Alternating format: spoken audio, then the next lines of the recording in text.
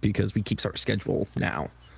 It's the Circle Up podcast. It's me, your host, Julian, with Mike and Curtis, as always, most of the time. We're here, still elated off a great Tiger win against Florida. I know we've had a couple days to marinate. We've had a couple days to look at how the other SECs laying up, how the data's looked, how they released the mini movie today. So if you're on Instagram or Twitter, go watch that. Apparently the basketball team's still doing mini movies. Football team dropped it this year, but the basketball team's staying strong. My favorite thing they do in that is they'll have something Gates said coaching, and then they'll have it happen in the game, and it's like, oh, he's coaching them. Look at that. He knows. He knows. It's been a couple good days. So any new thoughts have percolated since the Florida win that you didn't have in the instant reaction? Mike, anything on your end? Nothing too earth shattering, to be honest. Mm-hmm. Just kind of interested to see a good win. I'm interested to see how Florida does the rest of the year. Big time. Analytics, because what we're hitting at this point is with conference play starting, a lot of the analytics are going real up and down in a way. I think, for example, if you look at Mizzou's predictions for a lot of the rest of their games, it's still really bad because they're not considering how much our team has changed with Pearson Stone back in. Similar to if Florida's not as good as they thought, they're going to be taking quite a tumble in the analytic department soon. But now we get to do the part where we hope Florida plays really well from here on out. Curtis, anything from you? You're not talking. You have no sound. Am I not muted? Am I good here? There we go. I was trying to mess with my mic. My bad. No, that's a really good point because the other night, I was a little bit concerned I asked you guys the question, did Florida, were they just bad? Or, how much of that was caused by us? And I think it was a little bit of both. I think we did a really good job forcing them to be bad in some areas. But I really hope that they don't have like a disastrous SEC season and make this loss for them. Like, An interesting stat I saw was Florida in games that their opponent has shot less than 50% inside the arc has won every single time. Mizzou shot one over 50% inside the arc, and we won. And against a team whose entire strength is size, Mizzou basically won by dominating the paint. Dominating is a little harsh, but like winning more often than not in the paint. Mike and I were talking before Curtis got on. And one point that was brought up, I think it was by Gabe and Drew. I want to say I watched their post game, but I was like falling asleep. I had it on while I was like falling asleep. I think it was Drew mentioned how one thing that is really positive for this team is that they can win without having to go off at the 3-point line. Where like previous Gates teams, especially last year's team, it was like we won if the shots were just falling outside the arc and the threes were going. And think about the Florida game, think about Alabama game, it was guys just shooting their minds out. That's not this team. This team can make timely threes, but they're winning because they're strong inside. And when we think about teams in the past who've really put us to the ringer, Mississippi State, Texas A&M, teams that have size, that have slowed us down, made shooting really hard, and then we can't play in the paint, feels a lot better to play against them this year if this continues. And if we could somehow sneak into the tournament, those type of teams I feel like tend to do better in the tournament than not. You shut your mouth. Sneaking. We're sneaking. With the tournament talk. I think you're right though. It was and we talked with when we talked to Drew King about how this team and maybe Natalie as well, like this team can win maybe multiple ways this season. With the injuries we had, that wasn't the case. Here's the thing. I don't think they're going to win multiple ways. I think the way they're going to win almost every game is by shooting well inside, dominating the paint, rebounding well. Like we're actually like not winning by steals.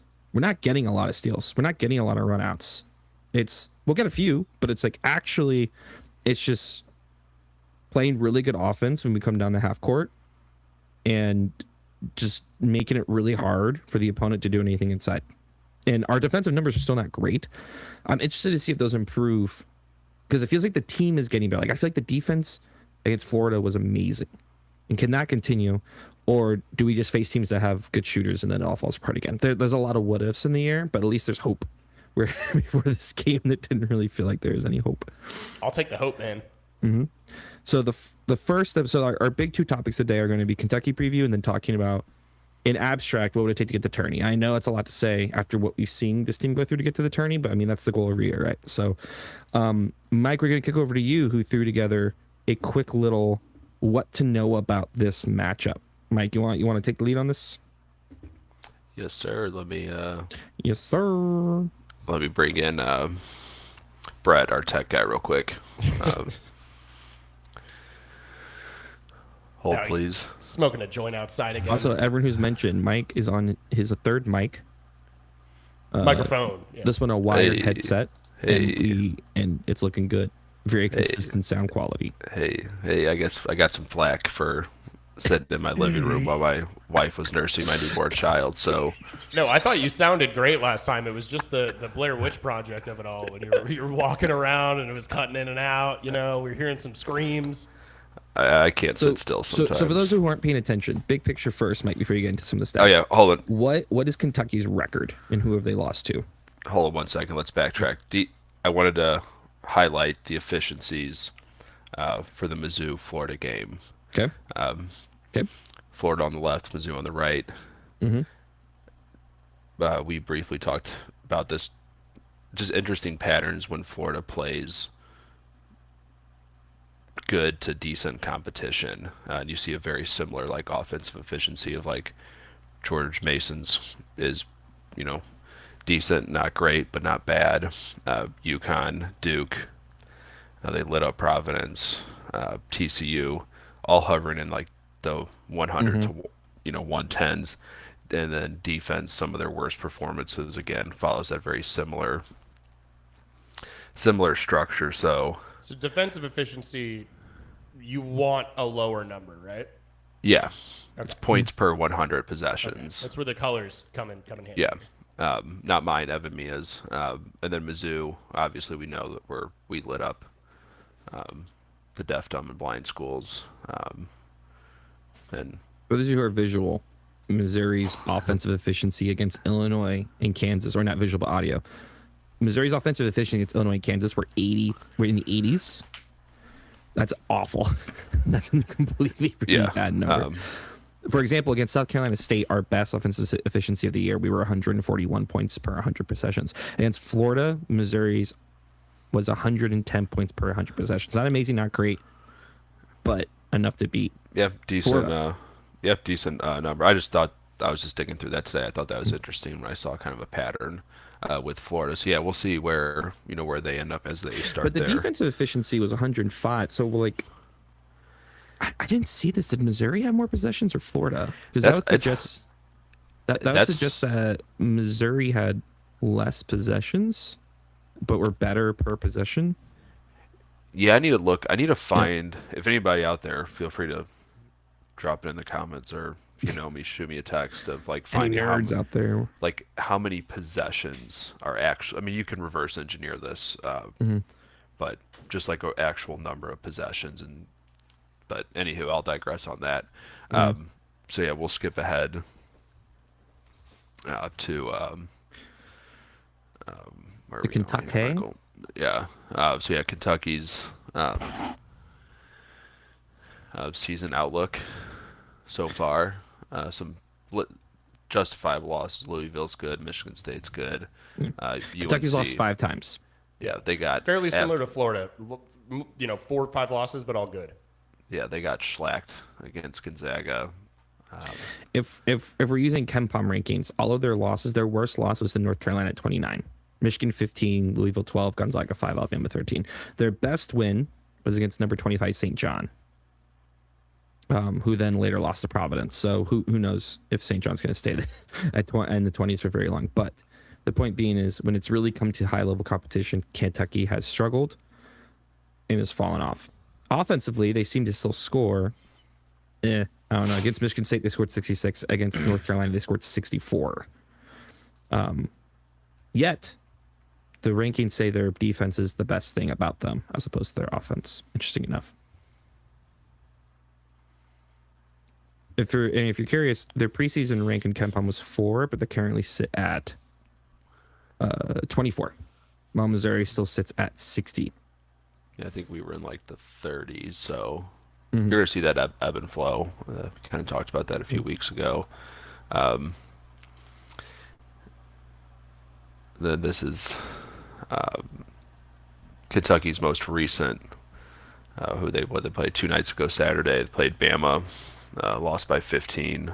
So some real ebb and flows. Like I guess It feels like their defensive points have come against St. John, Indiana, and North Carolina, and then they crushed Tennessee Tech and Loyola, Maryland. But at the same time, they got lit up by Alabama Bellarmine. How do you even say that school? Bellarmine?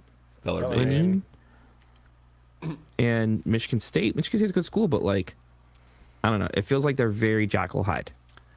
Yep, They're like really, really good or they're really, really bad. Which, if you've read or heard anything about Kentucky, that's what it felt. That's what they've said. That's when the big talk about them has been, is that they're extremely inconsistent.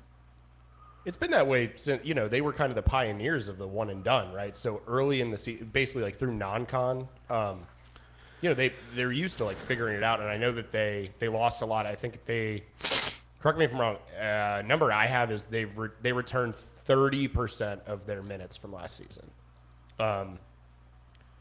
Which isn't a ton, but they got some talented freshmen that are getting a decent amount of minutes. But yeah, I think they're figuring out. They got size, they got talent. Yeah, consistency right now at least. Huge concern. Who knows if they'll be able to like put together a cohesive team once again? But I mean they can. There's no doubt. I mean they can score subpar defense. So it's fair to say their profile is just kind of like, we want to outscore you. They're not. My interpretations are not looking to grind it out. Offensive first probably by design, by the team, by the program. But that's just one man's take amongst many. How do you view? How does Kentucky play versus how Missouri plays? You're kind of talking about this. I thought that was really interesting before Curtis got on. I mean, I don't know. I got to think how I phrase this correctly. just call them cowards. Come on. No, I'm not going to call him a coward. They're both. It's fair to say both of our defenses can be shaky, but I feel like our defense can step up. I mean, based on Florida, when we need to get them, we got them. I don't know if we have the outscore you mentality with this lineup. I will say it's now, we just haven't seen it with Stone and Pierce out there, but that would be, I don't know if we can go shot for shot to use that against Kentucky. It's kind of just like two incomplete defenses almost in a way. Maybe Kentucky's a little bit cleaner on offense. They can put up points. They're not going to kind of disappear on the offensive side, so to speak. Missouri with the recent roster, additions, to call them that. We'll find out if it's just more of like a chaotic thing or if we can transition into like a legitimate clean. Yes, we can score points when we need to. I mean, I think it's gonna be a great game. We react to pace. We're not a team anymore that sets the pace. So that's like my one worry is if Kentucky just wants to get in a boat race, can we keep up? We haven't really seen that with this team. I think that's fair to say. That would be something that might concern me a little. But on the surface, based on what we've seen from both of these teams, again, not the biggest sample size, only one conference game so far, it feels like a game that could just come down to who plays better. You know what I mean? It's not like anyone's got a clear advantage, disadvantage anywhere on the court. It's like both these teams have strengths. Both these teams have weaknesses that have been exposed at times this season. Let's see who wants to ball. Maybe it'll come down to effort, crowd, refs, all that stuff. But like you said, I think it's shaping up like it should be a good game, right? Here's the good news. Kentucky is also not a great 3-point shooting team. They are 171st in their hitting rate, and like that's in the entire country, and they're 236 in actually taking them. So they don't take them very much in comparison, and they're not making them at a crazy high level. So if you want to talk about a game plan that seems to fit Missouri style the best, it is one where you're making them have to outshoot you on the 3-point line. We will dare you to shoot some open threes. But we've seen bad 3-point shooting teams shoot well against us because of that sometimes. Florida started you're well playing and with couldn't fire maintain. a little bit. Yeah, Florida started well but couldn't maintain. Florida also relies a lot on size, and that's something that won't work against Missouri as well because we have plenty of size ourselves. So it's going to come down to, I think personally, can Missouri score inside? Because Kentucky's defense is really good at all levels. So can Missouri score inside? Or is that defense legit by them? As well as once the reserves come in, whose bench is doing better? Because if you look at how well Kentucky's entire squad does, they're all pretty positive, Bayesian-wise, if you look at Evan Mia. They're all of them are contributing in some way. Missouri, it's very up and down. We've seen some of our guys contribute immediately off the bench. Others struggle. And so once again, it's a lot of wait and see. How much does the return of Pierce and Stone help balance out that lineup and let our guys shine better in the roles they're meant to do? Will Pierce and Stone continue their aggressive Huts play into an away game? Because Rupp Arena, not an easy place to play. Not an easy place to play. I don't know if has Missouri ever won at Rupp Arena? That'd be a good question. That's a good I mean, I don't think we've question. played there very much. I'll look it up. I think you absolutely nailed it though. I don't know if you saw me nodding along through everything you were saying there, but you pretty much nailed it. I was saying on the 0-7. last episode. You played there 7 times, lost every time. Rupp is a tough place to play regardless of how good Kentucky is. And we know they're not bad. They might not be, the Kentucky that we're used to, but they're definitely not bad. Rupp's always going to be a tough place to play. And you highlighted some of these guys where you said it's been up and down for us. A lot of that was like the way that they were being used. And it seems like we hopefully turned a corner with Florida getting a couple guys back. Because some of that up and down was when we lost guys due to injury, we were just using some other dudes in completely the wrong spot. Well, it was obvious to everybody except Dennis Gates, I guess, there for a few games. So I'm giving him a little bit of the benefit of the doubt on the up and down nature of some of the analytic scores for some of our guys this season. Mm-hmm. Now, what I am interested in, one, is Missouri going to keep the normal starting lineup, of which against Florida was Ant, Stone, Cruz, Mitchell, Sean Phillips? Or is Trent Pierce going to enter that lineup? Because Kentucky's best player is Otega Owe, who technically would be Jacob Cruz man on a man-to-man defensive side. I wonder, is Ant going to guard him instead? He's 6'7", so Ant shouldn't. But that's a guy who could abuse Jacob Cruz. One big thing that we were able to exploit against Florida was how weak their guards are. I don't think we're facing that same thing against Kentucky.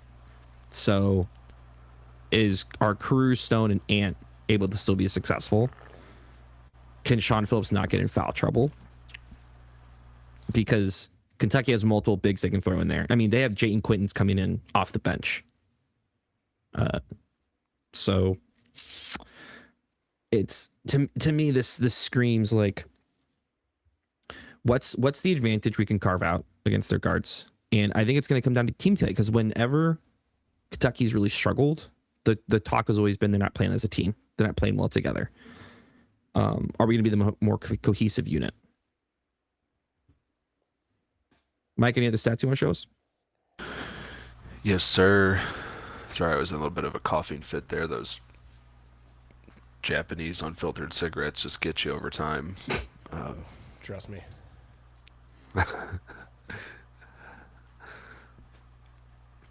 Ooh, old logo. Yeah. Retro logo. Love the retro ones. The old cats. Tigers. So we got Mike showing us the KenPom scouting reports for each team. Like, very comparable in most regards. I mean, really the biggest glaring difference is if you just look at this purely on numbers and stats. our offense is about the same for all purposes here. Our defense is drastically different. Our tempos aren't too far off. Average possession on defense, offense isn't too terribly far off as well. I would say the big thing is the turnover margin. Our offense, we turn it over. They tend to take care of the ball. Defense, they don't force a lot of turnovers. We are pretty decent at doing that. The other glaring thing is the free throw component. I mean, I feel like we'll beat that to a dead. So Kentucky is on average 74% of free throws, while Missouri is 67%. I love that it has throws. defensive free throw percentage as a part of this graphic. It's, You know, the it's vibe you all get about off when that your good opponent is defense. You know what I shooting. mean? Yeah. Well, it's You worth know, it. it's what you when you say something to the guy, maybe insult his sister or something as he's walking up to the line. I don't know. The big, I think Mizzou hits the offensive rebounding. We hit the boards hard. So hope this is like Mizzou's lifelines to win, so to speak. Second chance points. Offensive rebounds starting to become kind of an identity point here, I think, for Missouri. And in fact, I would be down with. I remember reading beginning of the season an article about how a big trend in the NBA is actually going hard for offensive rebounds. That instead of doing the thing where you would send all your guys back to stop a transition, you actually send like 3 to 4 guys in to get an offensive rebound. Because if Who you did we commit to play it, recently that did that? Illinois was big on going specializes for in offensive that. rebounds. Yeah. They've been doing that for a but while. like, and the analytics is like, well, you might give up a run out, but like if your opponent is only sending 1 or 2 guys to get a rebound, you said 4, oftentimes you're going to get it. And then that forces your opponent to also send in 4, and then there's no transition anyway because everyone's trying to get the rebound. I'm all for Missouri being like, great, if we have a bunch of big guys up there, just go for the offensive rebound, especially if we're playing inside. Like if you're shooting inside the arc, the rebound is much more likely to be inside the arc.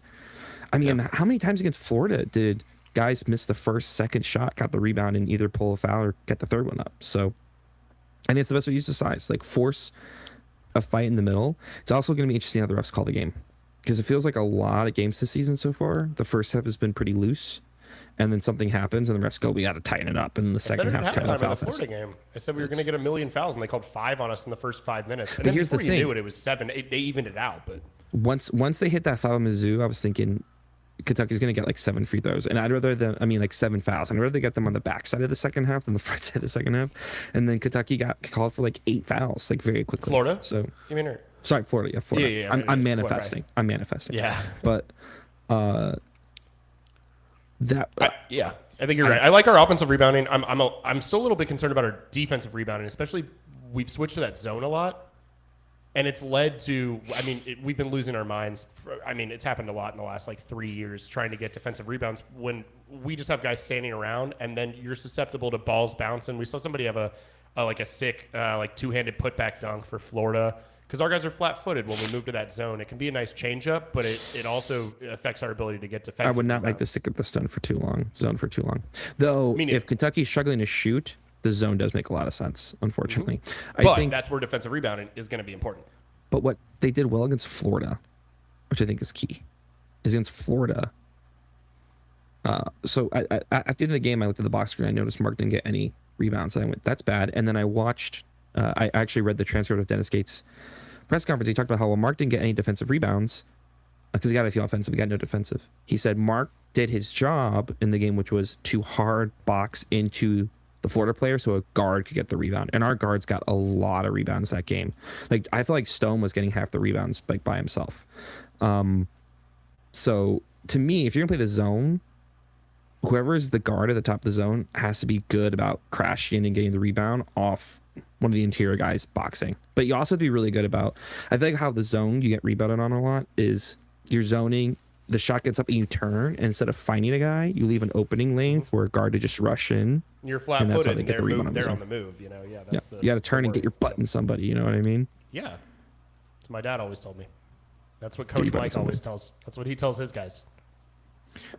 Mike, can you tell us? Can you tell us the we thing get a you brief- told us about the moving screen call in your games? Oh, jeez. How many moving screens did your middle school basketball team get? called for? At least a half a dozen in the first half. That ref was on a power trip. All right. He's like, they're- I want the perfect moving screen in this game, folks. That's what he cared They about. don't call like we were all texting about this, like the I don't know. It's either you just I can go on my tangent I'm about just saying, it, but it was really wild. weird in that first half in Florida that like they were letting both teams two do on- like NBA screens. They're doing the thing where like, they Yeah. could put their arm out and like push the guy, like drag the guy away. And then all of a I sudden, think it's like can't if do you're that just anymore like because Golden if you're lost just his like mind. standing there like this is your pick. I think that's like one thing. That's just like kind of what I was telling like my guys. I'm like, if you just stand there and pick like this, that's one thing. But I mean, once you put your arms out, and if your body weight starts to move forward, or if you start sliding, you're gonna get called on it every single time. Like the two, I think, not a defining moment, but it certainly changed the way that Golden had his lineups. Is after Condon got his third, he had what, two? Off a moving screen, yeah. I think two on moving screen, and then, kind of, I don't want to say it evened it out, but that obviously went to Mizzou's favor. Can I give an old man take? Yeah. Here for this? I wish there was more emphasis on good screening, because when you see someone actually execute a good screen, it's powerful. I feel like half the times Missouri screens, it doesn't do anything, either because like the timing of the man coming up to the screen and the guard leading the person into the screen is like so important. I feel like half the time it's just like we're just doing it, but there's not a purpose of actually dragging the guy into the screen. Unless your purpose is just to force a switch. So much of it's timing. Like, if you, not sorry to interrupt, but like if someone is not aware of like what set or what play is happening, like the screen just happens so fast, and if you take one or two steps out of place on that screen, it changes the whole flow of that play. If you're supposed to get picked high, picked low, roll this way, that way, whatever. But I agree, like it's a. Also, I need the Missouri guys to watch the whole front court Missouri to watch the film on how Florida's front court did it, because Florida's front court, one, their screens were nasty. Two, they were so good at doing the block out that gave a different interior player an open lane to just drive in and lay it up. Like that, like Chinlu was just straight up pushing guys out of the way and creating like a perfect lane up in That there. dude's a Which monster. leads me back to Trent Burns. Every time Trent Burns set a screen, even though it wasn't like an amazingly set up screen, his body is so big that he would still he usually catch the guy on the screen anyway.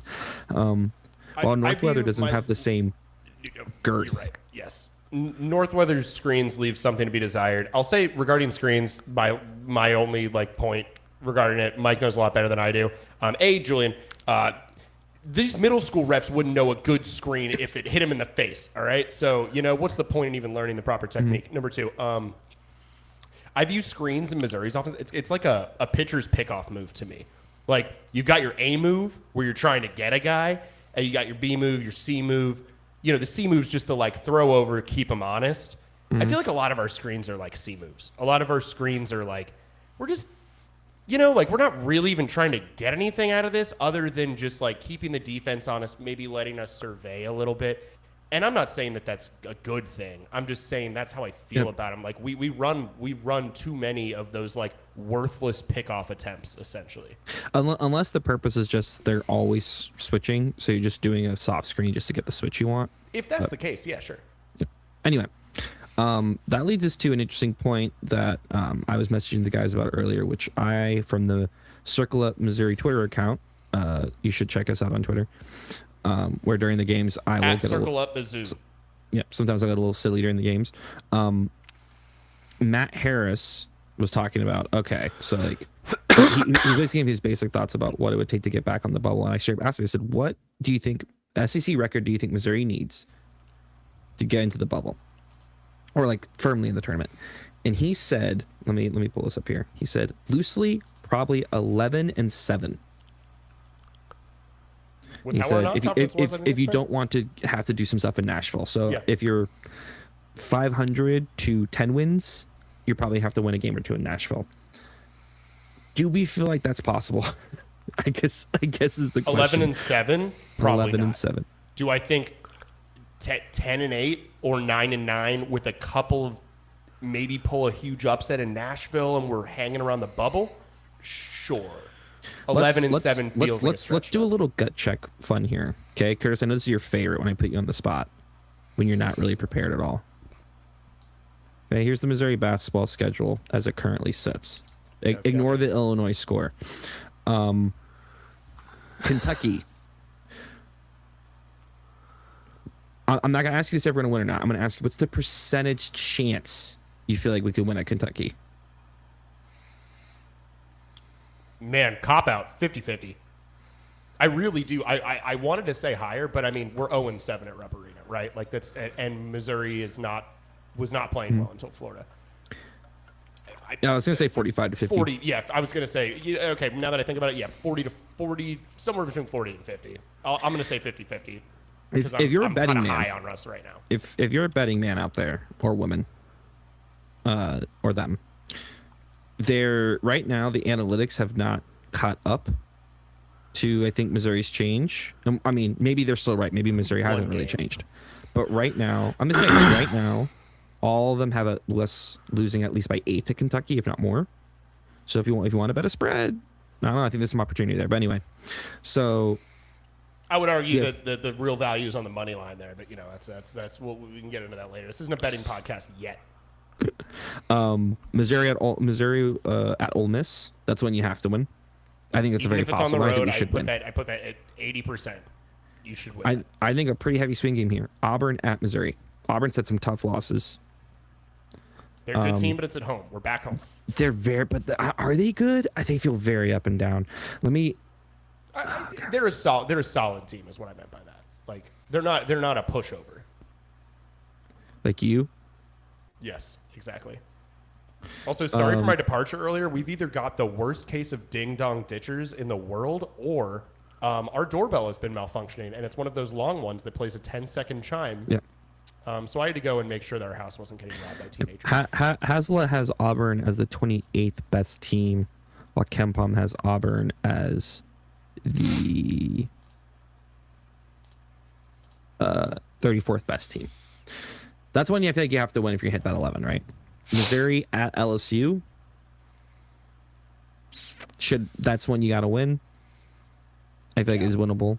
I don't know a lot about LSU. I have not seen nearly enough from LSU this season. That's one where, like, after the next 2-3 games, I'll know a heck of a lot more. But I haven't seen anything from them that suggests how good they are. They have a very similar non-con to us, where they haven't really played anybody, Exactly. and then they lost to Texas Tech, of course, and they lost to Texas A&M by 3 points. Texas A&M is at like the 47th best team, according to KenPom. I feel like LSU's like at our range almost. So yes. It's gonna be interesting to see how they do next. Georgia, we probably lose to Georgia.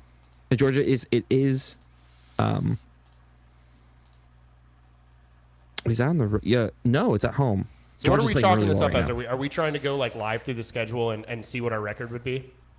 I'm not really paying attention. I'm not really tracking very hard. I'm just seeing like compared to the other. I'm trying to gauge like against other SEC teams. Do I feel like we could beat them or not? I got you. I just want to make sure I wasn't supposed to be counting. No, it's okay. Georgia's playing really well right now. I'm crazy how good Georgia's playing right now. They're super fast. They make a lot of shots. That's a team that doing the whole way we play defense, they could freaking burn us. Blue Cane, That could get ugly. get ready to know the name Blue Cane and be very upset when he plays against you. I feel like this is gonna happen. It's really gonna come down to, can we beat the lights of Mississippi State, Oklahoma, LSU, and Auburn? We have to win the games that we should win. We talked about this like when we went through the SEC schedule initially, like a month ago. We're gonna have to win the games that we should win, and we're gonna have to at least win. This is how it always is in the SEC. And then you're gonna have to, try to go 50-50 in those games against beatable opponents that are also very good. No one's a cakewalk in this league. Like Mississippi State, but on the road. Like it's kind of a house of horrors sometimes. We get Texas at home at least this year, but Vandy at home. Yeah, it looks tough. Don't get me wrong, it looks tough. I'm not saying it's going to happen, but chance for a big win and regular season, by the way. I don't feel like it's inconceivable. Is it likely? I am so excited for this Kentucky game. I I don't want to put too much onto it, but it feels like we could learn a lot from this game. think, and I know it's bad to live and die by every single game, but Someone's got to do it. talk about like flipping the script if you win at Kentucky. 2-0 in conference play. I know.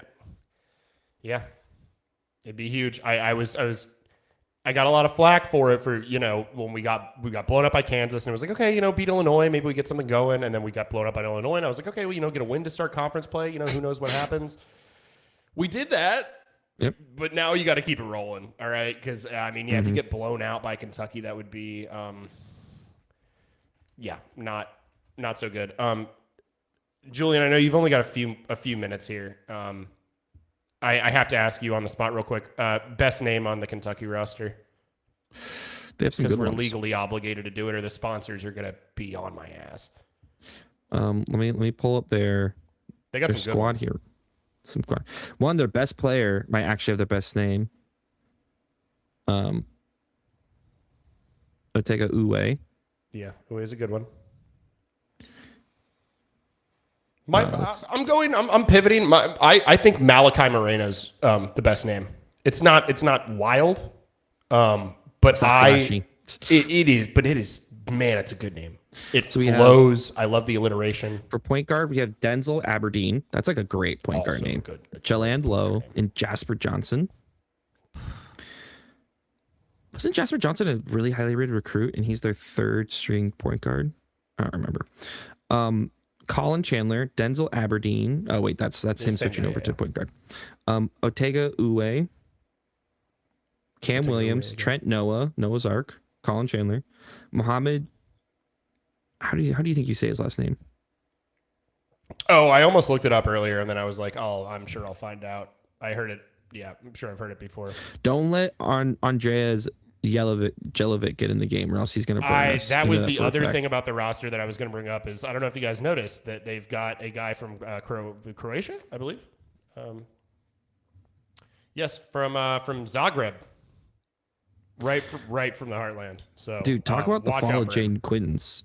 Amazingly highly rated recruit. Missouri almost got him. Goes to Arizona State. Does pretty well. Transfers to Kentucky. And now he barely plays, or he plays like a backup role. Them's the breaks, man. Them's the breaks. Talented dude though, for sure. All right, guys. Any other last thoughts? I'm going to give you two of the three most famous alumni according to edurank.org from Ooh, University of Kentucky. Hold on. Well, one of them's Devin Booker. I'm just going to. I had to say that one. Did he graduate Kentucky? No. It's not. It's look, whatever. If he People doesn't who have a went degree, to the he's not an University alumni. of Kentucky, If he who doesn't did have a graduate degree- from the University of Kentucky, though, Mitch McConnell. Really? I mean, Old hasn't he Turtlehead? he's been a rep there for what, like Ever. 100 years? 300 years? A senator rather, not representative. Yeah, he's been there since 85. No, 85. Devin Booker did not officially graduate from the University of Kentucky. He's not an alumni. Sorry. That's not how that works. All right, To get the fine. degree. Anthony Davis didn't graduate either. Fine. Yeah. Jeez. Yeah, most Besides of that, their no list is one famous basketball players. Ever goes University of Kentucky. No, they all go. They just don't graduate. Yeah. Oh my gosh, it's almost all. It is. Boy, is it almost all basketball my players. God. This is absolutely ridiculous. All right. Well, sorry. I had to get your thoughts on the names because Malachi Moreno. I love that one. I think it's a take away. Ooh. I'm bad. I'm saying that wrong. We'll see. I didn't feel it All was right, correct. guys. answer. Are we live reacting after Wednesday? Hell yeah. It's our best content. I feel like. It's yeah. Yep. Yeah. We will be here. Any sickos that are watching that game on Wednesday. We know there are dozens of you. Hop on. Dozens. Dozens. All right. Hold I will on. be here In that Wednesday. case, Hold on. Like having a coughing fit, but he's got a point. Hold on. For tomorrow, wait. Is this Tomorrow? just for?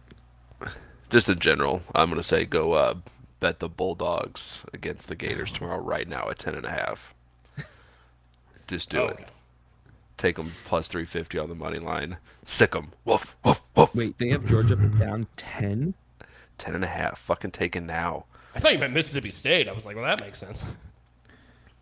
That's crazy. Sick 'em. You have to release the audio of this podcast immediately, Curtis, or else people are gonna miss. Yeah, this. people are gonna miss the Mike's gambling corner. All right, well, yeah, I think that's Yeah, bye guys. that's all Thanks I for got. watching. Yeah. MIZ.